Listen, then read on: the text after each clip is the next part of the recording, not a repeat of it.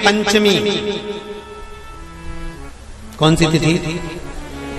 पंचमी, चाहे वो शुक्ल पक्ष की हो चाहे वो कृष्ण पक्ष की। शिव महापुराण की कथा कहती है आपको सुख अनुभव हो जाएगा। कार्य सिद्ध। जिंदगी में कभी संपदा कम नहीं हो सकती, संपदा बढ़ती चली जाती है। संपदा घट नहीं सकती, बढ़ेगी और घटेगी, कष्ट नहीं आ सकता, रोग बीमारी तकलीफ नहीं आ सकती। आपके लिए तो लाभदायक है, समझ लो ये कथा। शास्त्र कहता है कि जिसके घर में संपदा की कमी हो, पैसा आ ही नहीं रहा हो, सब पर उलझ गया हो, बहुत टेंशन चल रहा हो, पंचमी तिथि के दिन गन्ने का रस, गन्ने का रस जानते हो, ईख का रस, गन्ने का रस तुलसी जी के क्यारे में हाथ में लेकर 7 बार अपना नाम और गोत्र बोलकर छोड़ दो। जिंदगी में 3 साल में तो करोड़पति बनकर बैठ जाओगे, कभी लक्ष्मी की कमी नहीं आ सकती। तैयारी में बैठे रहोगे कि फिर पंचमी तिथि आए। हमारे यहाँ सांपों की पूजन कौन से दिन होती है, कौन सी तिथि में करते हैं? जम के बोलो जरा। नाग पंचमी। नाग पंचमी का मतलब क्या है? सांपों की पूजन करो। नाग पंचमी का मतलब होता है शंकर जी के मंदिर में जाकर 1 लोटा जल समर्पित कर दो। उसका कारण क्या है कि हमारे परिवार में, हमारे कुटुंब में, परिवार में कोई 7 पीढ़ी के अंतर्गत भी अगर कोई जीव तड़प रहा होता है, पड़ा हुआ होता है, उसकी मुक्ति नहीं होती है, तो पंचमी का चढ़ा हुआ जल उस जीव को प्राप्त हो जाता है और वो जीव तर जाता है, उसका फिर जन्म नहीं होता, वो तर।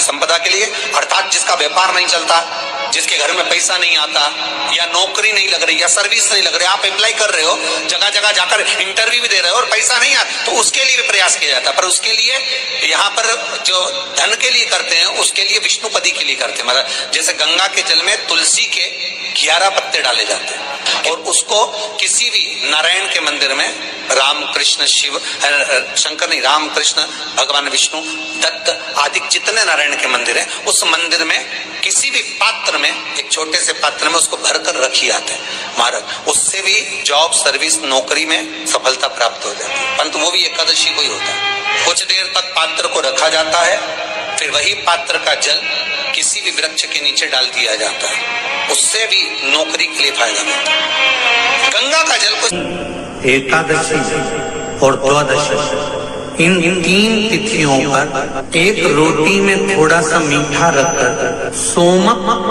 पितृ का नाम लेकर यदि गाय को खिला दिया जाता है, तो अगर कोई पूर्वज प्रेत योनि में भी पड़ा हुआ होता है, भटक रहा होता है, जिसको पिंड नहीं मिला, जो अचानक मर गया होता है, अधोगति में चले गया होता है, उस जीव की मुक्ति दशमी, एकादशी और द्वादशी, 3 दिन सोमक पितृ का नाम लेकर रोटी में, पूड़ी में मीठा रखकर अगर गाय को खिला दिया जाता है ये 3 दिन तक, तो वो पितृ कभी भटकते नहीं है, उनको मुक्ति प्राप्त हो जाती है मोक्ष में। दशमी की रात्रि के 12 बजे घी का दिया हथेली में रखकर दरवाजे के बाहर, उस दिए को हथेली में रखकर चंद्र का दर्शन रात्रि के 12 बजे दिए की लो में चंद्र का दर्शन करते हैं, उससे ज्योत प्रबल होती है हमारे। या तो होगा वो नौमी की रात्रि 12 बजे या दशमी की रात्रि की 12 बजे चंद्र का दर्शन, दीप घी का हाथ में जलाकर, नाम गोत्र अपना बोलकर, नरसिंह भगवान का स्मरण कर कर, ज्योति में चंद्र का स्मरण कर कर दर्शन किया जाता है। नेत्र कमजोर हो तो 3 या 4 दिन में ज्योतियों का क्रम बढ़ना प्रारंभ होता है। वैसे तो 15 दिन का लिखा है, पर शिव महापुराण कहती है 3-4 दिन का क्रम बहुत होता है, बढ़ता जाता है। केवल दशमी, चाहे उजाला की हो चाहे अंधेरे की। कौन से महादेव का नाम लेना है? श्रम्भेश्वर महादेव।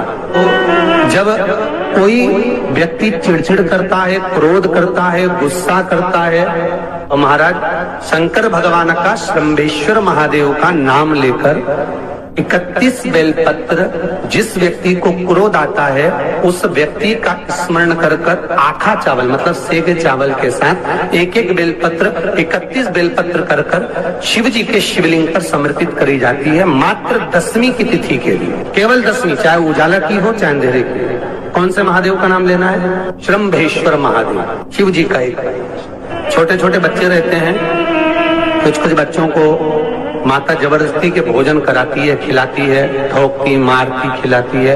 कुछ कुछ बच्चे ऐसे रहते हैं वो कुछ खा ही नहीं पाते, मुख में दो और वॉमिटिंग कर देते हैं, उल्टी कर देते हैं। ऐसे बच्चों के लिए या जिस व्यक्ति को भोजन पचता नहीं और उदर में एसिडिटी रहती हो और जलन टाइप की होती हो, उसके लिए भी श्रम्भेश्वर महादेव का स्मरण है। सुंदर व्याख्यान वर्णन किया है। श्रम्भेश्वर महादेव के ठीक सामने अर्थात भगवान शंकर के किसी भी शिवलिंग के सामने एक तांबे के लोटे में जल रख लीजिए और जल के अंदर 3 बेलपत्र डाल दीजिए, एक पीपल का पत्ता डाल दीजिए, शमी के 11 पत्ते कलश को छुआकर शंकर भगवान के शिवलिंग पर श्रम्भेश्वर महादेव के नाम से चढ़ा दीजिए। उस जल को उठाकर ले आइए, 1 रात्रि तक घर के अंदर रखना है। उस जल को श्रम्भेश्वर महादेव का नाम लेकर जिस व्यक्ति को एसिडिटी होती हो या उधर खराब रहता हो या भोजन नहीं पचता हो या पेट से जुड़ी हुई प्रॉब्लम हो या बच्चों को भोजन कराते हैं और वो वोमिटिंग कर देते हो, ऐसे बच्चे को या भोजन नहीं भा रहा हो ऐसे व्यक्ति को उस जल को सवेरे दोपहर शाम 3 बार श्रम्भेश्वर महादेव का नाम लेकर आचमन कराना प्रारंभ कर दो, पिलाना चालू कर दीजिए। 3 या 4 दिन पिलाओगे, अपने आप उदर में भी आनंद रहेगा, बच्चा भोजन करना भी प्रारंभ कर देगा। श्रम्भेश्वर जिसको साइटिका की बीमारी होती है या स्लिप डिस्क की बीमारी होती है या कमर की रीढ़ की हड्डी कहीं बांकी टेढ़ी होने लगती है या नसें चोक होने लगी हों, काम ना कर रही हों, तो उसके लिए कुंदकेश्वर महादेव पर आप कोई भी सफेद कलर के पुष्प भगवान शंकर के मंदिर में कुंदकेश्वर के नाम से 31 फूल समर्पित करना है। 31 पुष्प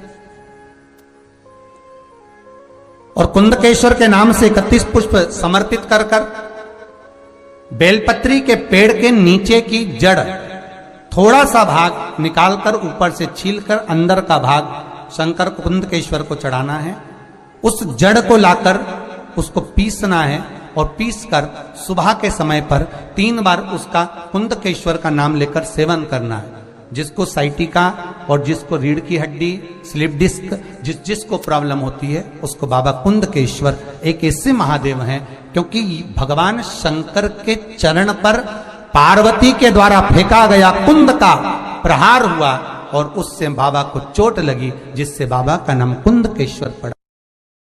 जब आप जल शंकर को चढ़ाने तो रोज ही जाते हैं। जब एकादशी का दिन रहे और शंकर जी के मंदिर में आप जल समर्पित करें तो 3 बार मुख से स्वधा स्वधा स्वधा या स्वधा स्तोत्र का पाठ, जिसमें 12 श्लोक